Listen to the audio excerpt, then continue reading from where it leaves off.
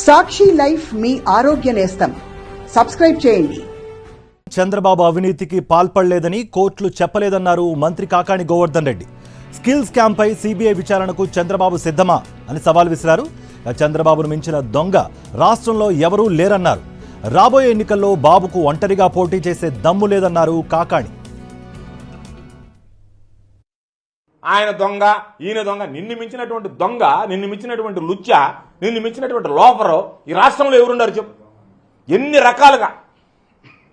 రకాలు, ఏ రోజైనా నీ జీవితంలో నీ బ్రతుక్కి ఒంటరిగా రాజకీయాల్లో పోటీ చేసి గెలిచినటువంటి నేపథ్యం ఉంది. ఈరోజు చెప్తున్నావు నాకు విశేషమైనటువంటి ప్రజాదరణ ఉందన్నావు. అంత విశేషమైనటువంటి ప్రజాదరణ నీకుంటే జగన్మోహన్ రెడ్డి గారి మీద వ్యతిరేకత ఉంది, నాకు విశేషమైనటువంటిది ఉంది అంటే అంత ప్రతిభ ఉంటే నీకు ఈరోజు ఎందుకు మెక్కిన బాజాబాజింత్రులందరూ దేనికి?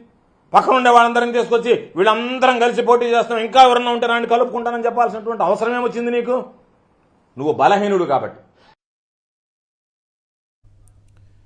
ఎల్లో మీడియా తప్పుడు కథనాలపై తీవ్ర స్థాయిలో ఫైర్ అయ్యారు మంత్రులు. డాక్టర్ బిఆర్ అంబేద్కర్ను అవమానించే విధంగా రోత రాతలు రాస్తున్న ఎల్లో మీడియాను ప్రజలు బహిష్కరించే రోజులు దగ్గర పడ్డాయన్నారు. సీఎం వైఎస్ జగన్పై ద్వేషంతోనే తప్పుడు కథనాలు రాస్తున్నారని మండిపడ్డారు. ఒకటే చెప్తా ఉన్నాం, చంద్రబాబు అనే వ్యక్తి ఈ రాష్ట్రంలో దళిత ద్రోహి కాబట్టే ఈరోజు జగన్మోహన్ రెడ్డి గారు ఇన్ని గొప్ప కార్యక్రమాలు చేస్తా ఉన్నారు కాబట్టే రామోజీరావు అనే వ్యక్తి చంద్రబాబును పైకి లేపటానికి, రాధాకృష్ణ పైకి లేపటానికి క్రెయిన్లు పెట్టుకుని ట్రై చేస్తున్నారు. ఏమవదు. ఈ రాష్ట్రంలో ఉన్న దళిత బహుజన లోకమంతా జగన్మోహన్ రెడ్డి గారు వెంట నడవబోతా ఉన్నారు. చాలా రోత రాతలు రాస్తున్నాయి. బాబాసాహెబ్ అంబేద్కర్ గారిని గౌరవించని వాళ్ళు, ఎస్సీ సమాజంలో పుట్టాలని ఎవరైనా కోరుకుంటారా అని అన్న నాయకుడికి సపోర్ట్ చేసే ఈనాడు పత్రిక ఈరోజు రాసిన రాతలు చూసిన తర్వాత రోతరాతలే. అంటే ఈ సమాజం ఎదగకూడదు, పెత్తందారి వ్యవస్థకి పరాకాష్ఠగా రామోజీరావు గారు వారి యొక్క ఎవరైతే వారు సపోర్ట్ చేస్తున్నటువంటి రాజకీయ నాయకులు ఉన్నారు, వాటిని మనం స్పష్టంగా గమనించాల్సినటువంటి అవసరం ఉంది. కనీసం అంబేద్కర్ గారిని చూపించడానికి నిన్నంతా కూడా ఒక్క క్షణం కూడా వాళ్ళు కేటాయించలేదు అంటే వాళ్ళు అంబేద్కర్ గారిని అవమానించడమే కాకుండా ఆయన ఏ వర్గాలకైతే అండగా నిలబడ్డాడో ఆ ఎస్సీ, ఎస్టీ, బీసీ, మైనారిటీ మహిళల్ని కూడా అవమానించినట్టే. కాబట్టి వారందరూ కూడా ఆ ఛానల్ని, ఆ పత్రికల్ని బాయ్కాట్ చేసి ఆ పార్టీ ఏదైతే సపోర్ట్ చేస్తున్నారో వాళ్ళు ఆ ప్రతిపక్షాలను కూడా తరిమి కొట్టాలని ఈ సందర్భంగా కోరుకుంటున్నా. తెలుగుదేశం పార్టీ అధికారంలోకి ఉన్నప్పుడు ఈ ప్రాంతాన్ని ఏ విధంగా వాడుకోవాలనుకున్నారు అని ఒకసారి చూడండి. అది వారి యొక్క ఆలోచన విధానం, అది వాళ్ళ యొక్క భావజాలం. ఎలా వాడాలనుకుంటున్నారు? ఇక్కడ ఒక కమర్షియల్ కాంప్లెక్స్ కట్టాలి, ఇక్కడ ఒక బిజినెస్ సెంటర్ డెవలప్ చేయాలి. ఇదే ఆలోచన విధానం. ఈరోజు జగన్మోహన్ రెడ్డి గారు మా దళితులకు, బడుగు బలిగిన వర్గాలలో వారు ఈరోజు తలెత్తుకునే విధంగా మా ఆరాధ్య దైవమైనటువంటి, మా ఆత్మబంధువు అయినటువంటి బాబాసాహెబ్ బిఆర్ అంబేద్కర్ గారి విగ్రహావిష్కరణ ద్వారా, మహాప్రతిమ ఈరోజు ఇక్కడ మరి పెట్టడం ద్వారా జగన్మోహన్ రెడ్డి గారు కూడా ఈరోజు మాకు ఆత్మబంధువు అయ్యారు. అక్రమ వ్యాపారాలు చేసేవాళ్లు, కాల్ మనీ గాళ్ల మాటలకు తాను సమాధానం చెప్పనన్నారు ఎంపీ కేసినేని నాని. తన స్థాయి చంద్రబాబు స్థాయిని, లోకేష్ కూడా తన స్థాయి కంటే తక్కువేనన్నారు. టీడీపీ 60% ఖాళీ అవుతుందని, అవసరమైతే 100% ఖాళీ చేస్తానన్నారు కేసినేని నాని. కొంతమందిని ఇగ్నోర్ చేయడం బెటర్. అదేవిధంగా మీరు మీడియాలో అనవసరంగా రోతల హౌస్లు నడిపే వాళ్ళని, కాల్ మనీ వ్యాపారస్తుల్ని, థియేటర్లని, డాక్టర్లని పెద్దవాళ్ళని చేయొద్దు. దయించి నాతో మాట్లాడచ్చు. నిన్న బాక్స్ ఓపెన్ చేసినాక 100% ఏది ఖాళీ అవుతుందో తెలుస్తుంది. సో అవన్నీ అనవసరంగా ఉత్తర కుమారుడు రావాలి. దాంట్లో నాయకులు చేసేది ఏం లేదు, పాత్ర చాలా తక్కువ. అదేనా? సో ప్రజలు ఒక పక్షాలు ఉన్నప్పుడు నాయకులు అనేది ఉంటారు, కొంత పాత్ర ఉంటుంది. కానీ దానివల్ల పెద్ద ఇదే ఉంది అంతే కదా. కాల్మనీ వ్యాపారస్తుల గురించి నేను మాట్లాడుతుంది, చంద్రబాబు గురించి మాట్లాడి చెప్తా, లోకేష్ గురించి మాట్లాడి చెప్తా. లోకేషే నా స్థాయికి నేను తక్కువ మాట్లాడాల్సింది. చంద్రబాబు గురించి అని మాట్లాడమని ఆయన మాటలు చెప్పిన టోటల్ చెప్పే కదా, ఉన్నాయి చెప్పారు 60% ఖాళీ అవుతుంది. అది బాక్సులు తెలిసినా 100% కూడా అవుతుంది. విజయవాడలో ఏర్పాటు చేసిన అంబేద్కర్ విగ్రహంతో పాటు ప్రభుత్వం పైన ఈనాడు, ఆంధ్రజ్యోతి రాస్తున్న విషపు రాతలు మానుకోపోతే తీవ్ర పరిణామాలుంటాయని దళిత సంఘాలు హెచ్చరించాయి. అంబేద్కర్ విగ్రహాన్ని ఏర్పాటు చేయడంపై ఈనాడు, ఆంధ్రజ్యోతి విషపు రాతలు రాయడాన్ని నిరసిస్తూ గుంటూరు లార్డ్ సెంటర్లో అంబేద్కర్ విగ్రహం వద్ద ఈనాడు, ఆంధ్రజ్యోతి పేపర్ కాపీలను తగలబెట్టాయి దళిత సంఘాలు. చంద్రబాబుతో పాటు ఆయన పార్టీ నాయకులు పచ్చ మీడియా అంబేద్కర్ విగ్రహాన్ని ఏర్పాటు చేయడాన్ని జీర్ణించుకోలేకపోతున్నాయని మండిపడ్డారు.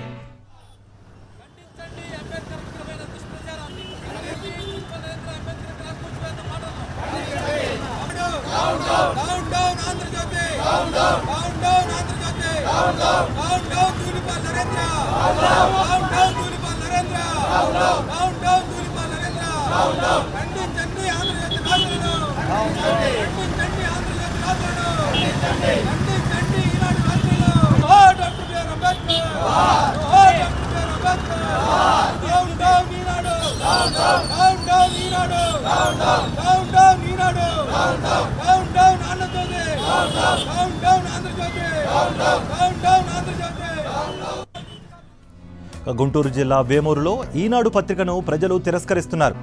ఈనాడు పేపర్ ఉచితంగా ఇంటింటికి పంపిణీ చేసేందుకు ప్రయత్నిస్తుండగా ప్రజలే స్వచ్ఛందంగా తిరస్కరిస్తున్నారు. కులపిచ్చి పేపర్ మాకొద్దంటూ వచ్చిన వారి ముఖం మీదే విసిరేస్తున్నారు. చంద్రబాబును గద్దెనెక్కించాలని అవాస్తవాలను వండివారుస్తూ ప్రజలను తప్పుదో పట్టిస్తున్నారని మండిపడ్డారు వారు. టీడీపీ భజన చేస్తూ చంద్రబాబు అధికారంలో ఉన్నప్పుడు ఏపీ సింగపూర్ అవుతుందని, అధికారంలో లేనప్పుడు శ్రీలంకతో పోలుస్తూ నీచ రాతలు రాస్తున్నారని ఫైర్ అయ్యారు. సీఎం వైఎస్ జగన్పై తప్పుడు రాతలు రాస్తున్న ఈనాడు, ఆంధ్రజ్యోతి పేపర్లను ప్రజలు అసహించుకుంటున్నారు.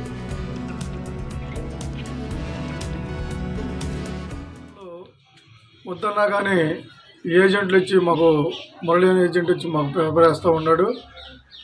ఆ యొక్క ఈనాడు పేపర్లు మాకు దేనికి ఉపయోగపడుతున్నాయి అంటే పొయ్యి మంటేసుకోవడానికి. ఈనాడు పేపరు, ఈ జ్యోతి పేపర్ అనేది ఈ చంద్రబాబు నాయుడిని అబద్ధమైన రాతలు రాసి చంద్రబాబు నాయుడిని గద్దెక్కించడానికి ఉపయోగపడుతున్నాయి తప్పితే దేనికి ఉపయోగపడతలేదు. ప్రజలకి ఉపయోగంగా లేని పేపర్ ఏది అని అంటే ఈనాడు పేపరు. మాకు ఏజెంట్ పేపర్ వేసే మురళి మాకు వద్దనే కొద్ది ఆంధ్రజ్యోతి ఈనాడు పేపర్లో మా ఫ్రీ అని చెప్పి ఇంట్లోకి వచ్చి పడేస్తున్నారండి.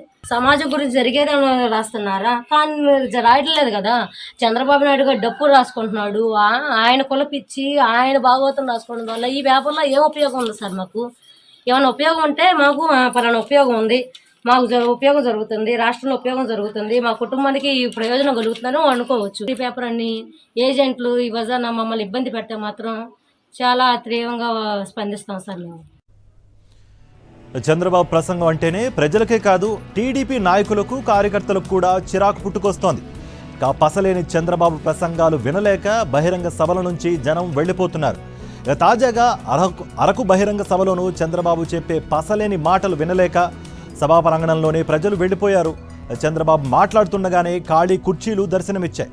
ఒక్క అరకులోనే కాదు, రాష్ట్రంలో ఎక్కడ చంద్రబాబు బహిరంగ సభ పెట్టినా ఇదే పరిస్థితి కనిపిస్తోంది. దీంతో టీడీపీ నేతలు, కార్యకర్తల్లో కూడా చంద్రబాబు స్పీచ్లపై అసహనం కనిపిస్తోంది. స్థానిక సంస్థల్ని బలోపేతం చేసే బాధ్యత నాది. అందరూ కలిసి పనిచేసుకొని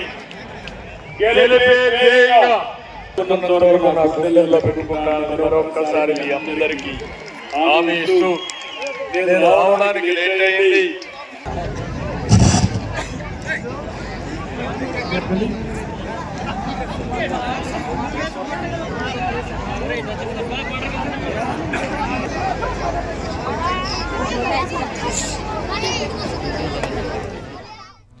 తెలుగుదేశం పార్టీపై, చంద్రబాబుపై నేతల్లో అసహనం పెరిగిపోతోంది. బాబు వైఖరి నచ్చక ఒక్కొక్కరు పార్టీకి గుడ్ బై చెప్పేస్తున్నారు. తాజాగా ఆ జాబితాలో అరకు మాజీ ఎమ్మెల్యే సివిరి సోము కుటుంబ సభ్యులు చేరారు. సీటు ఇస్తానని చెప్పి చంద్రబాబు తమను మోసం చేశాడని మాజీ ఎమ్మెల్యే సివిరి సోము కుమారుడు అబ్రహం అన్నారు. ఆ బాబువి అన్నీ మోసపు మాటలని, ఇక ఆయన మాయ మాటలు నమ్మటానికి ఎవరూ సిద్ధంగా లేరని మరో కుమారుడు సురేష్ తెలిపారు. తమ తండ్రి చనిపోయినప్పటి నుంచి తెలుగుదేశం టికెట్ ఇస్తానని చెప్పి ఇంతవరకు ఇవ్వలేదని చంద్రబాబుపై తీవ్ర ఆగ్రహం వ్యక్తం చేశారు. నాకు ఇంతమంది క్యాడర్, 6 మండలాల్లో కొన్ని వేల మంది క్యాడర్ ఉంది. నాకు కార్యకర్తలు ఉన్నారు, అభిమానులు ఉన్నారు. సోమ అంటే ఒక బ్రాండ్.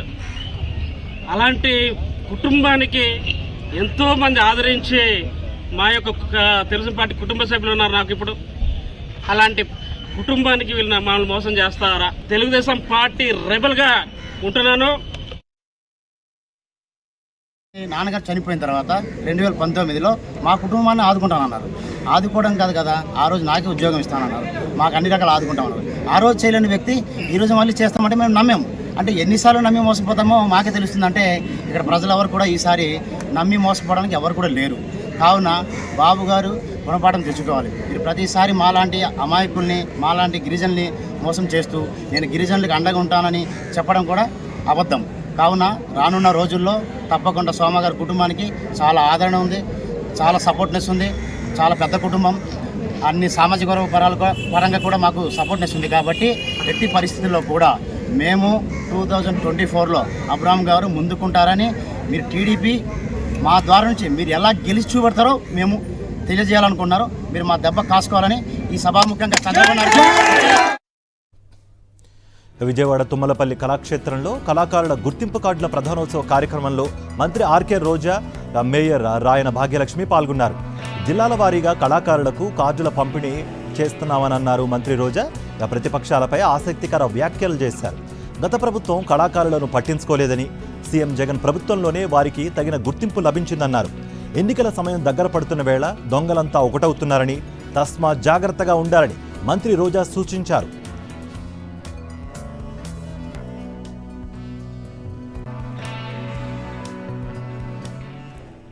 ప్రజలందరూ సుభిక్షంగా ఉండాలని, అలాగే వైఎస్ జగన్మోహన్ రెడ్డి మరోసారి ముఖ్యమంత్రి పీఠాన్ని అధిరోహించాలని ఆకాంక్షిస్తూ నెల్లూరు జిల్లా రాజుపాలెంలో నిర్వహించిన రుద్రాభిషేకంలో మంత్రి కాకాణి గోవర్ధన్ రెడ్డి, రాజ్యసభ సభ్యులు Vemireddy Prabhakar Reddy, Atmakur MLA Mekapati Vikram Reddy, city MLA Anil Kumar Yadav పాల్గొన్నారు.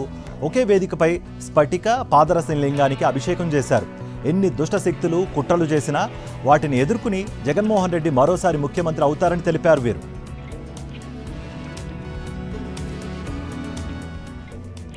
కులగణన కార్యక్రమం ఉమ్మడి అనంతపురం జిల్లాలో కొనసాగుతోంది. గ్రామ వార్డు సచివాలయాల వాలంటీర్లు, ఉద్యోగులు కులగణన చేస్తున్నారు. ముఖ్యమంత్రి వైఎస్ జగన్మోహన్ రెడ్డి ఆదేశాలతో దేశంలో ఎక్కడా లేని విధంగా ఇంటింటా కులగణన కార్యక్రమం అధికార యంత్రాంగం నిర్వహిస్తోంది.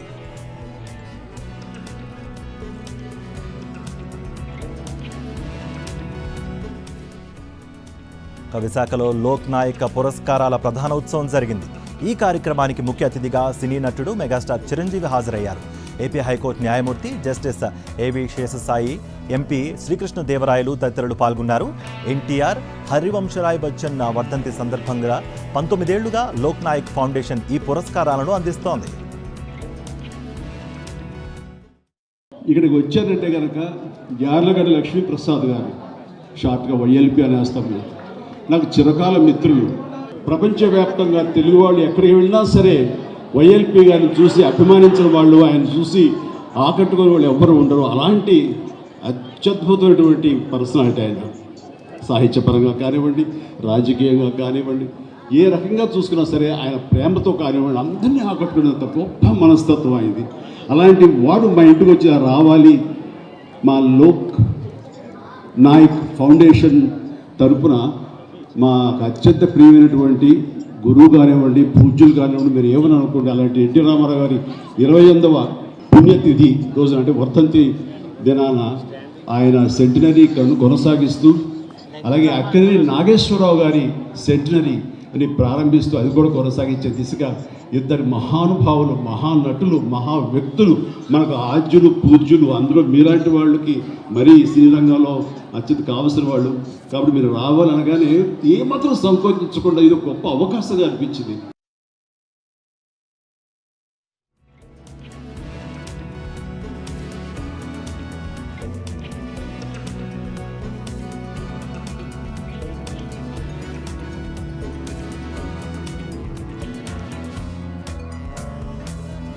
తెలంగాణ న్యూస్ చూద్దాం. లోక్సభ ఎన్నికలు సమీపిస్తున్న వేళ తెలంగాణలో పాలిటిక్స్ హీట్ ఎక్కుతున్నాయి. గెలుపు మాదంటే మాదంటూ కాంగ్రెస్, బీఆర్ఎస్ల మధ్య మాటల తూటాలు పేలుతున్నాయి. లండన్ పర్యటనలో ఉన్న సీఎం రేవంత్ రెడ్డి వచ్చే ఎన్నికల్లో బీఆర్ఎస్ను 100 మీటర్ల లోతులో పాతి పెడతానంటూ సంచలన వ్యాఖ్యలు చేశారు. దీనికి బీఆర్ఎస్ నేతలు కౌంటర్ ఇచ్చారు.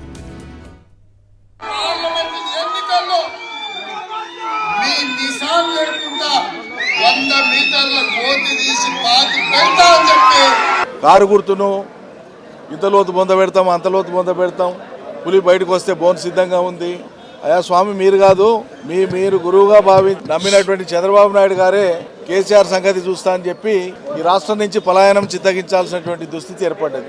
ఎగిరెగిరి పడవద్దు.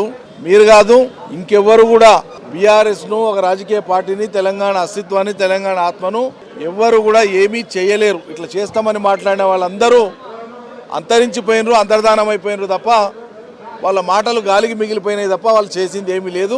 అన్న కదా ఎలకతోలు ఎంత ఉతికినా నలుపు నలుపే కానీ తెలుపు కాదని చెప్పని ముఖ్యమంత్రి హోదాలో మళ్ళీ లండన్కి పోయి లండన్లో కూడా అడ్డమైన మాటలు మాట్లాడింది.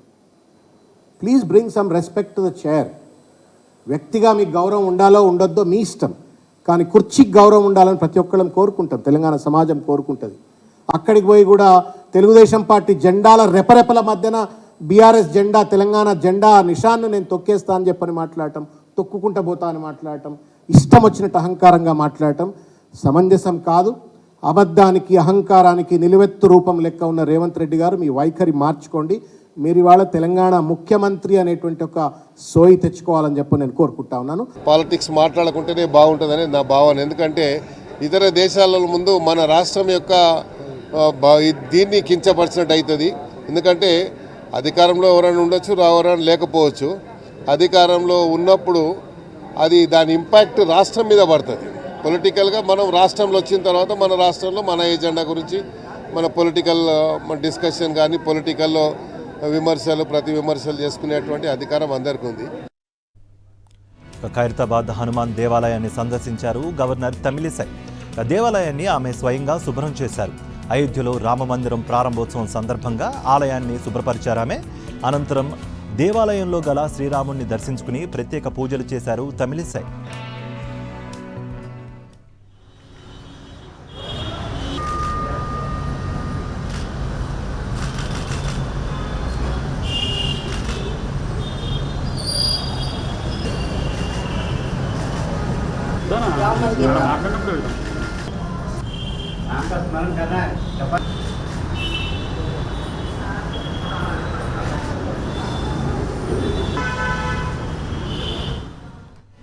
టీఎస్పీఎస్సీ చైర్మన్ సభ్యుల పోస్టుల కోసం 600కు పైగా దరఖాస్తులు వచ్చాయి. రిటైర్డ్ ఐఏఎస్, ఐపీఎస్లతో పాటు సర్వీస్లో ఉన్నవాళ్లు సైతం దరఖాస్తు చేసుకున్నారు. ఎక్కువ సంఖ్యలో ప్రొఫెసర్లు దరఖాస్తులు చేసుకున్నట్లుగా సమాచారం. స్క్రూటినీ తర్వాత ఫైనల్ లిస్టును ప్రభుత్వానికి జీఏడీ అందజేయనుంది. చివరి రోజు కావడంతో పెద్ద సంఖ్యలో ఆశావాహులు దరఖాస్తులు చేసుకున్నారు. ఈ క్రమంలో రేపు, ఎల్లుండి ఫైనల్ రిపోర్ట్ అధికారికంగా ప్రభుత్వం ప్రకటించనుంది. అయోధ్యలో శ్రీరాముడి విగ్రహ ప్రాణప్రతిష్ఠ నేపథ్యంలో నిజామాబాద్ జిల్లాలో రామనామ స్మరణలతో మారుమ్రోగిపోతోంది. నిజామాబాద్ నగరంలో అయోధ్య ప్రాణప్రతిష్ఠ సందర్భంగా ప్రత్యేక పూజల కోసం రామాలయాలు ముస్తాబయ్యాయి. 22న ప్రాణప్రతిష్ఠ నేపథ్యంలో స్థానిక ఆలయాల్లో ప్రత్యేక కార్యక్రమాలు నిర్వహిస్తున్నారు. నిజామాబాద్ కిల్లా రామాలయంలో జరిగిన శుద్ధి కార్యక్రమంలో ఎంపీ అరవింద్తో పాటు అర్బన్ ఎమ్మెల్యే ధన్పా సూర్యనారాయణ గుప్తా పాల్గొన్నారు. 22న కూడా ఇదే ఆలయంలో పూజలు, యజ్ఞం, అభిషేకాలు, అన్నదానం కోసం ఏర్పాట్లు చేస్తున్నారు.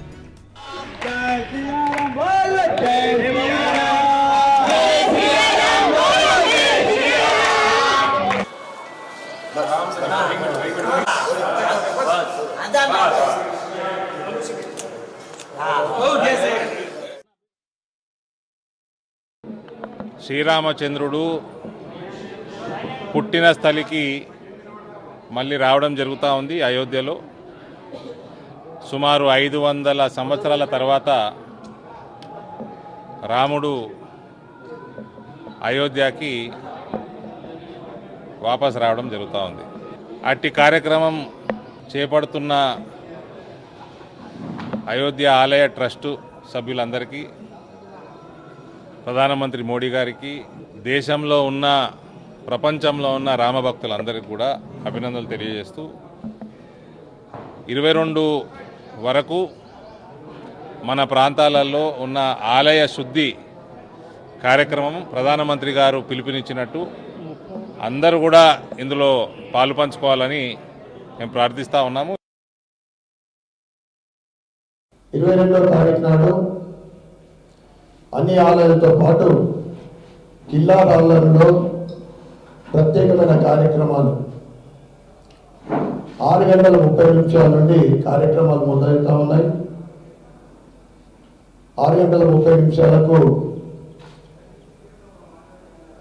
శ్రీరాముడి సీతమ్మ వారి అర్చన కార్యక్రమము, ఆ తర్వాత హోమము, సీతారాముల కళ్యాణము మరియు పల్లకి సేవ. ఈ కార్యక్రమాలన్నీ 11:45 పూర్తయితాయి. ఆ తర్వాత స్క్రీన్ మీద అయోధ్య నుండి ప్రత్యక్ష ప్రసారము వీక్షిస్తూ రామనామ జపము, హనుమాన్ చాలీస పారాయణము 12:20 నుండి 12:30 వరకు ఏదైతే ఆ ప్రతిష్టా కార్యక్రమం ఉందో మనమందరం కూడా వీక్షించి అందరూ కూడా ధన్యులు కావాలని కోరుకుంటా ఉన్నాం. హైదరాబాద్ అబిడ్స్లో వ్యభిచారం ముఠా గుట్టురట్టయింది. ఫార్చ్యూన్ హోటల్లో వ్యభిచారం చేస్తూ ముఠా పట్టుబడింది. రామ్నగర్ అఖిల్ పహిల్వాన్ ఆధ్వర్యంలో నిర్వహిస్తున్నట్టుగా తెలుస్తోంది. ఇక టాస్క్ ఫోర్స్ పోలీసుల తనిఖీల్లో 16 మంది అమ్మాయిలు, 4 కస్టమర్స్, 2 ఆర్గనైజర్లు పట్టుబడ్డారు. వారి నుంచి 22 సెల్ ఫోన్లు స్వాధీనం చేసుకున్నారు. విదేశాల నుంచి ఉద్యోగాల పేరుతో అమ్మాయిలను తీసుకొచ్చి బలవంతంగా వ్యభిచారం చేయిస్తున్నట్టుగా సమాచారం. రామ్నగర్ అఖిల్ పహిల్వాన్ను అరెస్ట్ చేశారు పోలీసులు. అఖిల్ మొబైల్ ఫోన్లో జాతీయ, అంతర్జాతీయ వ్యభిచారం ముఠా నిర్వాహకుల ఫోన్ నెంబర్లు కూడా ఉన్నాయి. రోజుకి 20 నుంచి 30 కాల్స్ నిర్వాహకులతో మాట్లాడుతున్నట్టుగా రికార్డ్స్ ఉన్నాయి. ఫార్చ్యూన్ హోటల్లో 25 గదులుండగా 16 రూమ్స్ వినియోగిస్తున్నారు వీరు. అయితే అఖిల్కు సినీ ప్రముఖులతో సంబంధాలు ఉన్నట్లుగా కూడా తెలుస్తోంది. హైదరాబాద్ బంజారాహిల్స్ రోడ్ నెంబర్ 4లోని ఓ హోటల్లో అగ్ని ప్రమాదం జరిగింది. హోటల్ ముందు నిలిపి ఉన్న వాహనాలకు మంటలు అంటుకున్నాయి. సంఘటనా స్థలానికి చేరుకున్న అగ్నిమాపక సిబ్బంది మంటలను అదుపు చేస్తున్నారు.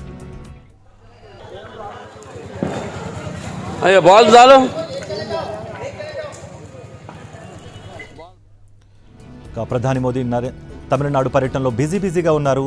అయోధ్య రామ మందిరంలో బాలరాముడి విగ్రహ ప్రాణప్రతిష్ఠకు అంగరంగ వైభవంగా ఏర్పాట్లు జరుగుతున్న వేళ రామాయణంతో సంబంధం ఉన్న తమిళనాడులోని ఆలయాలను సందర్శిస్తున్నారాయన. రామ్లల్లా విగ్రహ ప్రాణప్రతిష్ఠ కోసం ఉపవాస దీక్షలో ఉన్న మోదీ రెండో రోజు శనివారం ప్రధాని శ్రీరంగంలోని ప్రఖ్యాత రంగనాథ స్వామి ఆలయానికి వెళ్లారు. ఆలయ ప్రధానికి అర్చకులు పూర్ణ కుంభంతో స్వాగతం పలికారు. రంగనాథుడికి ప్రత్యేక పూజలు చేసిన ప్రధాని మోదీ ఆలయ విశిష్టత గురించి తెలుసుకున్నారు. ఈ సందర్భంగా మోదీ కాసేపు ధ్యానంలో పాల్గొన్నారు. మోదీ పర్యటన సందర్భంగా ప్రత్యేక ప్రార్థనలు జరిగాయి. రంగనాథుడి ఆలయంలో ఉన్న గజరాజు ఆశీస్సులు తీసుకున్నారు. ఆ తర్వాత అరుళిమిగు రంగనాథ స్వామి ఆలయాన్ని మోదీ సందర్శించారు. రామనాథుడికి ప్రత్యేక పూజలు చేసిన మోదీ కంబ రామాయణ విశిష్టత గురించి తెలుసుకున్నారు. ఆ తర్వాత రామేశ్వరంలో ధనుష్కోడ్లోని విఖ్యాత కోదండ రామస్వామి ఆలయంలో ప్రత్యేక పూజలు చేశారు. సముద్రంలో స్నానం చేసి మోదీ అనంతరం ఆలయంలోని బావుల్లో ప్రత్యేక స్నానాలు చేశారు. రామనాథ స్వామి ఆలయంలోని అగ్నితీర్థతో సహా 22 తీర్థ బావుల్లోని పుణ్య జలాలను ప్రధాని అయోధ్యకు తీసుకువెళ్లనున్నారు. అయోధ్య రాముడి కోసం వివిధ దేశాలు, రాష్ట్రాల నుంచి కానుకలు అందుతున్నాయి. 22వ తేదీన ప్రాణప్రతిష్ఠ జరగనున్న నేపథ్యంలో ప్రజలు తమ రామభక్తిని ప్రదర్శిస్తున్నారు. కశ్మీర్, తమిళనాడు, ఆఫ్ఘనిస్తాన్ నుంచి అయోధ్యకు కానుకలు వచ్చినట్లుగా విశ్వ హిందూ పరిషత్ అధ్యక్షుడు ఆలోక్ కుమార్ తెలిపారు. ఈ గిఫ్ట్లను శ్రీరామాలయం యజమాని అనిల్ మిశ్రాకు అందజేశామని అన్నారు. స్కిల్ బెడ్షీట్పై రామాలయం బొమ్మ వేసిన కానుకను తమిళనాడుకు అందజేస్తున్నట్టుగా తెలిపారు. ఇక ఆఫ్ఘనిస్తాన్ రాజధాని కాబూల్లో ప్రవహించే కుబా నది జలాన్ని రాముడి అభిషేకం కోసం పంపినట్లుగా ఆలోక్ కుమార్ తెలిపారు. హైదరాబాద్ వేదికగా జరగనున్న భారత్ ఇంగ్లాండ్ టెస్ట్ మ్యాచ్కు కౌంట్డౌన్ మొదలైంది. చాలా రోజుల తర్వాత ఉప్పల్ స్టేడియం టెస్ట్ మ్యాచ్కు ఆతిథ్యం ఇస్తూ ఉండడంతో విజయవంతంగా నిర్వహించేందుకు ఏర్పాట్లు పూర్తి చేశామని Hyderabad cricket association president Jaganmohan Rao చెప్పారు. మ్యాచ్ జరిగే ప్రతి 5,000 మంది విద్యార్థులకు ఫ్రీగా ఎంట్రీ కల్పిస్తున్నట్టుగా చెప్పారు. స్కూల్ నుంచి రిక్వెస్ట్ లెటర్ పంపిస్తే టికెట్లను అందజేస్తామన్నారు. విద్యార్థులకు ఉచితంగా ఫుడ్, వాటర్ అందిస్తామన్నారు. అలాగే రిపబ్లిక్ డే రోజున ఆర్మీ కుటుంబ సభ్యులు ఫ్రీగా మ్యాచ్ చూసే అవకాశం కల్పిస్తున్నట్టుగా తెలిపారు. ఎవరైనా స్టూడెంట్స్ డైరెక్ట్గా స్కూల్ నుంచి యూనిఫామ్ వేసుకొని ఐడి కార్డు తీసుకొస్తే వాళ్ళకి ఎట్టి పరిస్థితుల్లో అలో చేయము, గేట్స్ ఓపెన్ అవ్వవు వాళ్ళ కోసం. మాకు స్కూల్ నుంచి రిక్వెస్ట్ వచ్చినాయి, మేము చెప్పింది కూడా అదే. ఎవరైనా స్కూల్ నుంచి మాకు ఈమెయిల్ కానీ లెటర్ కానీ పంపిస్తే వాళ్ళకి మేము పాసెస్ స్కూల్కి పంపిస్తాం.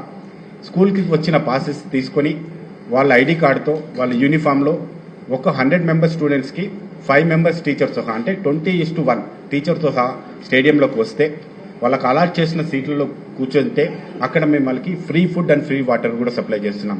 ఎందుకంటే మేము మ్యాక్సిమం గవర్నమెంట్ స్కూల్స్లో ఉన్న స్టూడెంట్స్కి ఈ అవకాశాన్ని కల్పించాలనుకుంటున్నాం.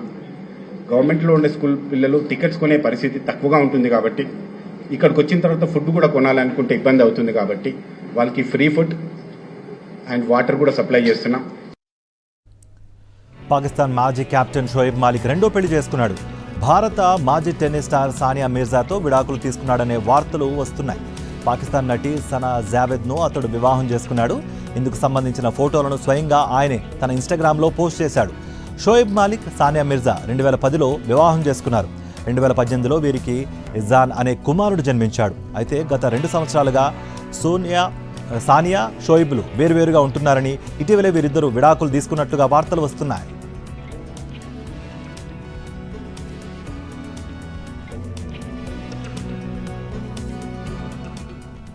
రైట్, ఫిల్మీ అప్డేట్స్ స్క్రీన్ 90లో ప్రసారం అవుతుంది.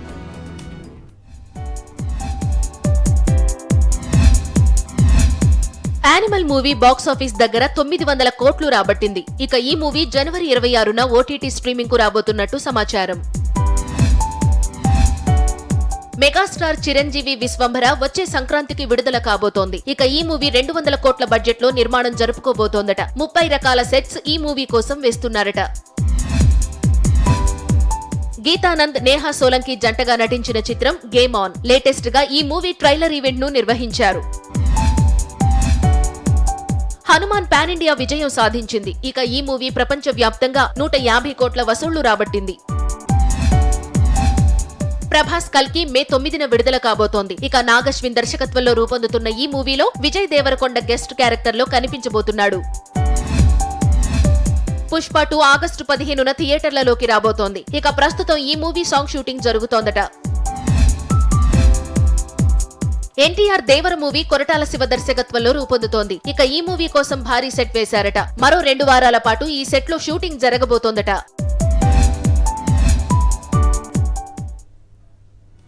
రోజంతా మీరు బిజీగా ఉంటున్నారా? మీ చుట్టూ ఏం జరుగుతోందో తెలుసుకోలేకపోతున్నారా? డోంట్ వరీ, రోజు రాత్రి 9 గంటలకు రెడీగా ఉండండి.